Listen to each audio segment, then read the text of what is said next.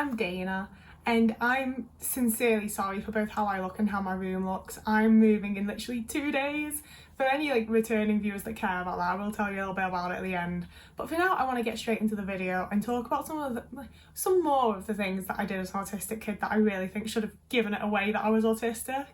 I've definitely done some videos like this before, and I'm sorry if they overlap and I say some of the same things. I'm stressed, I'm about to move, I'm doing my best. So, getting straight into it. The first one that I used to get in so much trouble for, my parents would get so mad at me for, is that I hated flushing the toilet.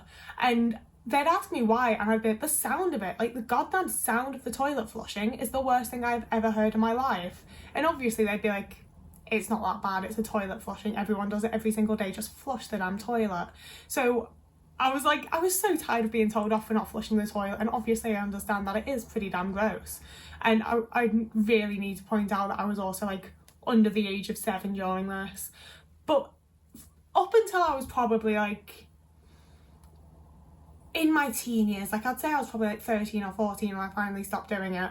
But I would I would finish my business, I'd wash my hands, I'd get ready, and as I flushed the toilet, I would run out the room and close the door, because the sound of it just kills me. I can't stand the sound of a flushing toilet. It sounds like a plane taking off. I absolutely hate it. And it's the type of thing where if a child was telling me I just don't flush the toilet because the sound makes me feel so freaking wrong inside, it's just a horrible sound that I can't deal with, I'd probably want to know what was up and not just be well, everyone else deals with it, deal with it. This is essentially a list of things about me that annoyed my mother as a child, because the next one is that I never wanted to wear anything high around my neck. I never wanted to wear anything that was tight to my body. I didn't like anything that felt like it was compressing me, so that meant mostly vests. My mum was I don't feel like you see that anymore, but my mum was of the generation where whatever you were wearing, you wore a vest under it, and I just couldn't fucking do it. So there were morning after morning after morning throughout my childhood that I'd come downstairs and my mum would be like, are you wearing your vest? And I wouldn't be, because it just felt so tight and constricting and horrible. And I'd tell her that and she'd be like, no, I bought 2 sizes bigger, it's not too tight, just put it on. And alongside that were socks and shoes. Just anything that makes it feel like my body can't move in the way that it was supposed to absolutely sent me as a kid. And it's the kind of thing that I quite often either don't notice or just put up with at this point, because I like fashion, I like clothes. If I want to wear a certain thing, you bet your ass I'm wearing that thing. But as a child, I just couldn't cope with it, you know? I think I was as an autistic child, without the best coordination and without the best anything really, I found it so difficult just to move around and get through life and deal with what I was already going through. Then being in a position where I was I can't wiggle my toes properly, I can't move my feet properly because of these shoes and these socks, and I feel like I can't breathe properly, and something is choking me because of this vest. It was just this extreme physical discomfort from clothing items that shouldn't have been causing extreme physical discomfort, you know? They were the right sizes or even sizes too big. There was no reason for me to be so deeply uncomfortable in these items other than autism, you know? I also, as a child, did not respond at all to strangers. If I'd met you a couple of times, I would respond physically. My mum was very much the type that I grew up in quite a small village, so she'd be hug your Uncle Roy, and it's I don't know who the fuck this man is, but I do know he's not my fucking uncle. But it is the 6th time that I've met him and been encouraged and had my mum get all annoyed that I'm so shy, and had him be oh, it's fine, stop trying to force your kid to hug me, it's okay. So eventually, when I knew someone, when I recognised someone pretty much, because I have the worst time with faces and always have, once I got to a point where I could recognise someone and be I know you, when my mum prompted me to give them a kiss on the cheek or give them a hug or whatever else, I would do that. If she prompted me to say hello, I couldn't. And that was the bane of my existence as a kid, because my mum would constantly encourage me to speak to strangers, you know? She wanted me to come out of my shell and be more confident and get over the shyness. So cashiers, just her friends, random people that we fucking met, anybody that was a stranger that she had the chance to be come on Dana, say hello, tell them how you are, how old are you? They asked how old you are. And I just physically could not get myself to respond, you know? And it's one of the things that I do still get frustrated about, because experiencing I've gotten into trouble, frankly, on the internet for talking about going non-verbal, and I believe it's not the way that you're supposed to say it, but I haven't been given an alternative term to use. I've just been told you're not meant to say that. I don't know how else to describe it, you know? I'm not claiming to be a non-verbal person. I'm claiming that in moments of extreme overwhelm, I go non-verbal, I'm not able to speak, I cannot get a sound out. It's not a choice, it's not something that, you know, it's not that I'm shy, it's not that I'm a little bit nervous, it's that I would love to just say hello to this person and get it over with, and I can't make the sound come out. And I experience it much, much less often now, probably because of the punishments that I was put through for experiencing that and being told like how silly I was and how ridiculous I was and how people don't experience that, so why would I? But I just couldn't do it. I couldn't make myself speak, and that was especially bad at, like, sure, it annoyed my mum, but it meant that like I was getting sent into school, and I got sent to quite a few new schools, and I would show up and I would just stand there, you know, and eventually a teacher would be like, who are you, what do you need? And I would stand there and I'd sort of look at them and not know what to do. I don't know how long I'm supposed to make eye contact for. I don't know what expression I'm supposed to do with my face. I didn't know what I was supposed to say. And even if I did know what I was supposed to say, I couldn't get the damn words out. So obviously eventually the teacher would like take me to the office and they'd be like, oh, we've got a new student, it must be this person. And I'd nod. And, you know, like, it was just so uncomfortable in so many situations for me. And it should have been a very clear signal that I was autistic, but it was always just assumed that I was a bit shy and didn't want to speak to people. Next up, and one that persisted, is that I absolutely hated getting in and out of the bath or shower. My mum tried, bless her, like a variety of different things for this one. She got me all sorts of different bath toys, different bath towels. She'd do all sorts of like fun little bath things. You've got like crayons for in the shower now and stuff like that. And she, like, especially as I got older, she'd get really annoyed because she'd be like, but you're fucking fine once you're in it, aren't you? And yeah, I am. Like, the change of a sensory environment is really, really difficult for me, and was all the more difficult as a child. So like, I would be literally like screaming, crying, trying to claw myself out of the bathroom kind of thing, and my mum would have to like physically shove me into the bath or shower and like close the door on me if it was a shower. And once I was in there and I'd gotten all wet and I would calm down a bit, it was fine, didn't mind it in the slightest. I'd be playing with my little like bath crayons, I'd be making soap, like I had the time of my life, you know. And then 20 minutes later or whatever, my mum would be like, come on, it's time to be done now. And I'd be like, no. And she'd be like, what do you mean, you didn't want to get in there? And it's like, no, but now I'm in there and the sensory environment is one that I'm now used to because you forced me in, I'm not fucking coming back out. Like, I remember so many times trying to hold the shower door closed and my mum couldn't make me get out. And like, I was maybe like 6 or 7, so I didn't have much of a fucking chance, but she would have to physically put me in and then physically remove me from that situation, because like I say, just the sensory change was such a nightmare for me. And it's one of those things that like I still really, really freaking struggle with. I have to like really like vigorously mentally prepare myself to go and have a fucking shower, you know. And it's one of the things that really annoys me when it gets on my tits, but like, having this channel and talking about it's been really helpful, because it seems like it's something that most of us deal with to some degree, and that makes me feel a lot less dim. It's the thing of like, when I know that my viewers and other people are going through something, I don't want to be like, that's so stupid to go through. But that is how I feel about myself, you know? And it's the thing of when I see it in other people, I'm not going to assume that you're a fucking idiot because you can't have a shower like I do when it's me. So like, it gives that like validation and I can start to accept it more myself. But when it comes to me, I still feel very, very silly about it. I just don't think it's silly when it's other people, you know? Now, I think the way that I played was one of the most like obvious things about my autism as a kid, and it was one of the things that the person doing my autism diagnosis really went into detail with my mum, because she was quite fascinated by the way that I played. She'd been, for a lot of my childhood, she was either training or like working as a nursery nurse, so she was like quite invested in like seeing how kids grow up and using me as a bit of a guinea pig to like test how kids play with things and the like. And she always said that like I just played like an adult would if you told them to, because I would very much like, I was obsessed with Bratz dolls. I did have Barbie dolls at one point. I had some like Ken dolls and like some like action men, is that what they were? Some dolls that my brother had that were dudes in like army gear, you know. But it was Bratz dolls that I loved. I loved that they had like a whole personality already written into them. I loved that they already had names, like, because you'd have multiple Barbies and I'd be like, well, they can't all be called Barbie, that'd be ridiculous, they're friends, you can't have 4 friends called Barbie, like that's just silly. So then getting like Chloe and Jade and Yasmin, I was like, oh, this is sick. And Sasha, like that was the perfect level of like, you can imagine things about them, but also like, you know that they like this thing and they dislike this thing and they act like this. I loved that.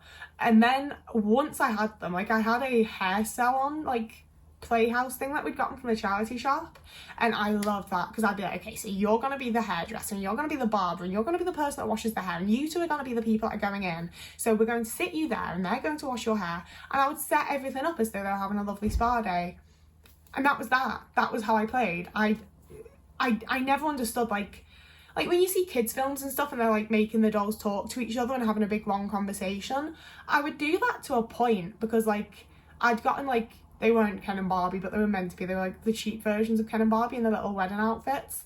And obviously that then prompted me to be like, they're getting married. So I sorted out like the aisle and I sorted out the car that Barbie would arrive in. I had her toss up the aisle and did the whole I tried to do the vows, and it's one of like the pleasant memories of my childhood because my dad was watching me and he was like, what did you just say? And I was probably like, maybe like, again, between the ages of like 5 and 8. And I was like, oh, he takes her to be his awfully wedded husband. And my dad was like, say that again. And I was like, his awfully wedded husband. And my dad was like, you mean lawfully? And I'd just never heard that word before. So when I'd heard stuff on TV saying your lawfully wedded husband, I thought it was just awful. Nothing worse than having a man as a husband. But you know, like once they were married, I feel like maybe other kids would have like put them into other scenarios, but I didn't because they were married now. What else am I supposed to do with them? That's done. That is over. Like they got married. That's that. Like she can't go on a honeymoon in a wedding dress. That's where that imagination ends. And similarly, one that I think sort of ties into that point, but not entirely, was that even when I played pretend, it was always based on something. So like one of the big things I don't know if other schools did this. I haven't heard other people really talk about this. But one of the things we did in my school was that someone would come over to you and they'd be like, do you want to play Doctor Who? Do you want to play Pokemon? You know, like someone would have chosen like a TV show, a game, something that most people are familiar with. Harry Potter was another big one. And then you'd play that, like everyone would take a role. I very nearly always got put as the Dalek or the Master in Doctor Who, and it always really fucking pissed me off.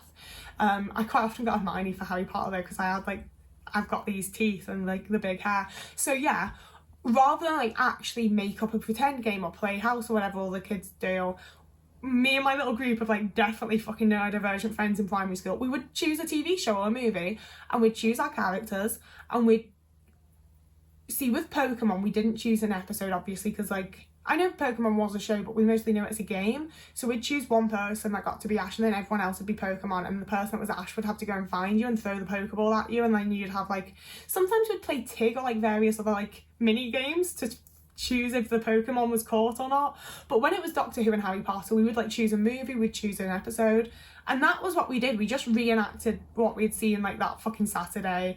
We didn't play pretend in the way that I feel like kids are supposed to when we talk about kids playing pretend. We reenacted shit. And similarly, my mum made a big thing of I'd always had imaginary friends, and when I was maybe like 10 or 11, that was when she was like, I think realistically she was like, most kids have fucking grown out by this by now and mine hasn't. Mine's still got imaginary friends. So she asked me about them, and she very clearly expected like imaginary characters that I'd created, and I was like, no, I've got the Doctor and Hermione. The Doctor and Hermione are with me always. I couldn't fathom having like some sort of like Drop Dead Fred situation where I just made up a character that existed with me. I didn't even, it's one of the things where like I didn't choose it, I didn't decide it. I just heard about other people having imaginary friends, and I spent a hell of a lot of time playing on my own, and I got to a point where I was like, if I'm in that garden, my imaginary friend's Aragorn because I'm playing with swords and it's the meadow grass and that's that, and when I'm doing this, my imaginary friend's the Doctor, and when I'm doing this, my imaginary friend's Hermione. And that was just how I did it. I didn't realise that other people were like making their own thing up, and I think it really shocked my mum as well, because I did have an imagination as a child. Like that's the thing, is I feel like when we talk about autistic childhoods, and especially the way that autistic children play, we act as though they like completely lack imagination and just don't think of anything. And it's like, no, I had a wild imagination. Like I was constantly writing little short stories, and like I could think of like the most insane things. I was constantly singing little songs to myself that I made up, you know, like I very much did have an imagination. Oh my god, I think it's because I lack social imagination, and a lot of like the play pretend games are very social based because it is children like learning social skills through playing pretend, and I just don't have social imagination. I really massively struggle with that. Oh, that's been a big realisation. That's really weird. I don't like realising things specifically on video. I quite often like talk and then it's like while I'm editing and hear it back that I'll be like, I've just realised something. No, like, I didn't like do like those types of imaginary games as a kid because I really massively struggle with social imagination. I just couldn't do it. But I do massively have an imagination. I could come up with all sorts of like weird stories and characters and whatever in like just the fictional sense, you know?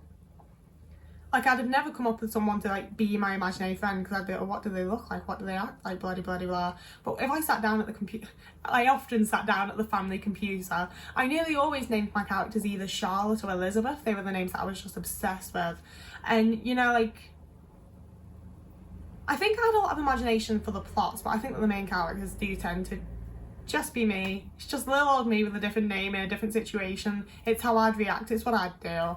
So I maybe don't have the best imagination in regards to that, but I do also think it again plays into social imagination because it's a person. All of that being said though, like I have other points, but I need to stop now. I can't go any further. The thing is, like, sometimes I will have literally wondered about things on and off for like literal years, and it takes something as small as making all these little videos to be like, oh, I completely understand where that's come from now. Okay, yeah, I get that. And it's weird. I need to go and process this. I post videos on Tuesdays, Sundays and Thursdays. I don't know why I said it in that order, but I did. I have a massive fear that I'm going to miss a few videos because I am in the midst of moving, but I'm really hoping to keep on top of it and actually post as reliably as I do. It's not the word I was looking for, but it works. So please do like and subscribe if you enjoyed this video and would like to see more. You can also follow me over on TikTok or Instagram if you want to see like more regular content. I will link them down below, and also linked down below will be my PayPal and no it won't, I don't link my PayPal. I link Patreon and Ko-fi, so if you want to donate to me monetarily you can do so, but there is no pressure, you don't have to. It's just like you can, you know, you don't have to, it's fine. Really quick at the end here, for those of you that have been like keeping up with me and care about my life, we went to a house viewing. Me and my best friend that I'm going to move in with went to a house viewing on Friday. It's a lovely little house. It's just been redone. It was the second one we've been shown around by the actual landlord and not an agency, and she was a delight. She said at one point that she's really into like hippie and boho stuff, and I tucked my hair in so she couldn't see that, but obviously like I have tattoos that are visible, and my friend is quite like, my friend's really fucking cool, honestly. I'm still a bit shaken that they're friends with me, but like they definitely like, she definitely took a warm into my pal. I don't think she hated me, but I think she looked at them and was like, oh, you're cool, and chose us to live in her house. So I'm very excited. I'm fucking dreading it in many ways. I've got one person that I know that has a license and has driven vans before, so hopefully I'm going to be able to get him to hire a van and drive for me so I can just get all of my stuff over in like 1 or 2 trips instead of like 70 billion thousand car trips. To be fair, this is like the majority of my stuff. That is most of my stuff, and then I've got like some furniture in the living room and that's it. But it'll still be like 1 big van load or like 73 tiny car loads, and it's gonna be really annoying. But I'm excited. I like the area, I like the actual house. It's just been done up, and it actually, like, you know, the landlord very clearly actually cared about the property, frankly. So I'm excited to get to live somewhere that doesn't have any mould, isn't falling apart. Like literally I slammed the back door at one point and a brick fell out of the wall, like a whole ass like fucking brick fell out. So I'm very excited to be in a house that isn't falling apart and isn't a pile of shit and doesn't have a horrible man living in it. It's gonna be my first time in my entire life that I don't live with a man. I'm so excited, guys. It's been fucking stressful, and it's going to continue being very, very stressful for the next like 4 or 5 days.